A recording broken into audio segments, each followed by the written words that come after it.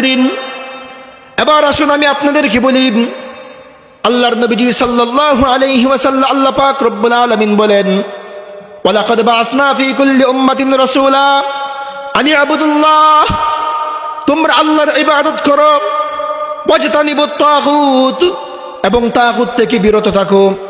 মুহতারাম হাজরিন, তাগুত মানে হলো গিয়ে যারা আল্লাহর আইনকে বাদ দিয়ে ভিন্ন কোনো আইনে দেশ পরিচালনা করতে চায়, রাষ্ট্র পরিচালনা করতে চায়, আল্লাহর আইনকে সীমালঙ্ঘন করে।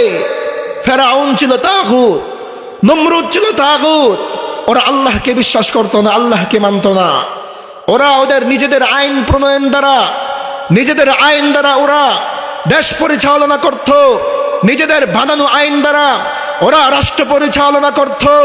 এখনো পর্যন্ত যারা আল্লাহর আইনকে বাদ দিয়ে ভিন্ন আইনে দেশ পরিচালনা করতে চায়, ভিন্ন আইনে রাষ্ট্র পরিচালনা করতে চায়, যদিও মাঝে মধ্যে দিনের কোনো কিছুকে মাঝে মধ্যে কিছু কিছু দিন পালন করে, শুক্রবারে মসজিদে আসে, ঈদের নামাজের সময় মসজিদের মধ্যে আসে, মাঠে যায়, মনে রাখবে যারা আল্লাহর দিনকে বাদ দিয়ে ভিন্ন আইনে, আব্রাহাম লিঙ্কনের দেওয়া তৈরিকৃত আইন দ্বারা, ফেরাউনের তৈরিকৃত আইন দ্বারা, আল্লাহর আইনকে বাদ দিয়ে মানব রচিত আইন দ্বারা দেশ পরিচালনা করতে চায়, রাষ্ট্র পরিচালনা করতে চায়, ওরা সকলেই ফেরাউন, নমরুদ, হামানদের মতোই তাগুত, বেঈমান।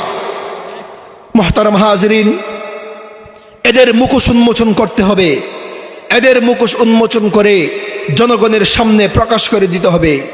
এটা প্রতিটি মুমিনের ঈমানি দায়িত্ব, প্রতিটি মুমিনের ঈমানি দায়িত্ব।